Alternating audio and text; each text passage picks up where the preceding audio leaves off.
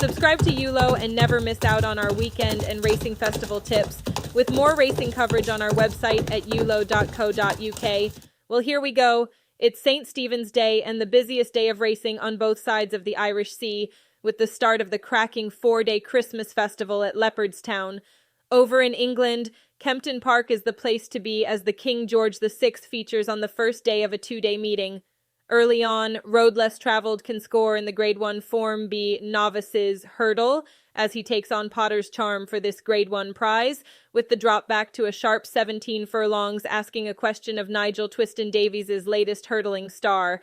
Next up at Leopardstown, Willie de Hoel can take the juvenile hurdle for Willie Mullins. Our St. Stephen's Day nap is Lossiemouth, lining up in the Christmas hurdle at Kempton Park.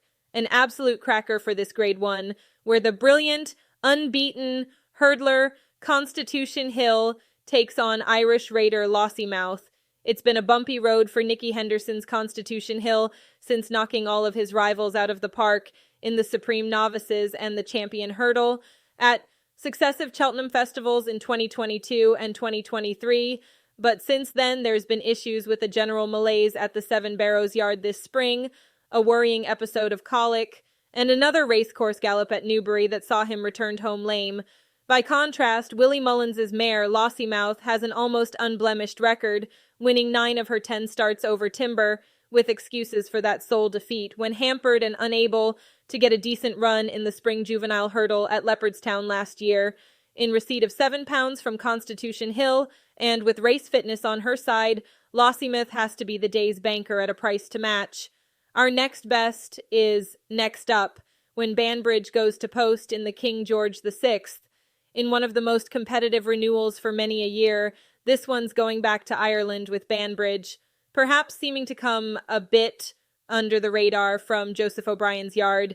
This Doyen gelding is still unexposed at this trip, has track and conditions to suit, and his win in a Grade 2 chase around here in January showed a liking for this course.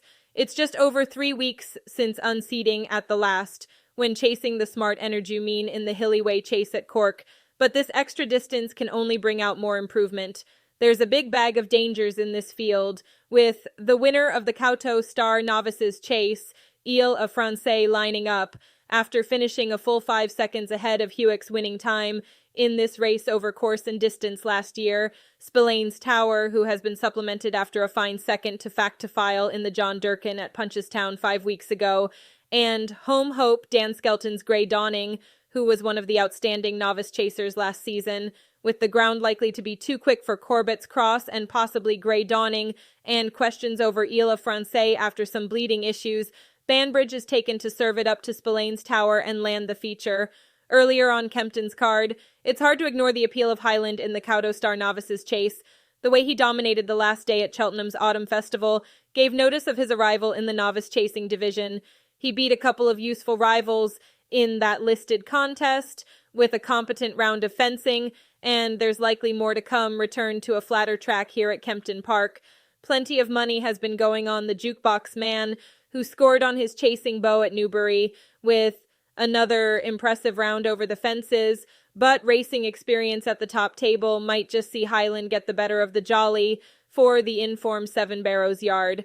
Both White Rhino and Masaccio boast claims, but this looks a straight showdown between Highland and the Jukebox Man, with Highland the one to follow. Over at Limerick, it's hard to ignore the appeal of Fleur in the Park in a Grade 2 novice hurdle, judged on his last run at Navan. Although leading until the last, Fleur in the Park couldn't hold off the challenge from odds-on favorite the Yellow Clay, but as we rate that rival as one out of the top drawer in the novice hurdling division this season, that neck loss puts Fleur in the Park into the mix here. Gordon Elliott's Manila 6-0 rates the main danger, along with Henry de Bromhead's The Big Westerner, but Fleur in the Park floats our boat for this Grade 2. The Racing Post, long-distance novice chase, can go to Croke Park. It's the Gordon Elliott St. Stephen's Day special, as he fields 3 of the 4 for this Grade 1 assignment. There's been money down this week for better days ahead, but the ready preference is for Croke Park, who won the Grade 1 Drinmore Chase at Ferryhouse when an unfancied 22-1 shot under Sam Ewing, who gets the leg up again.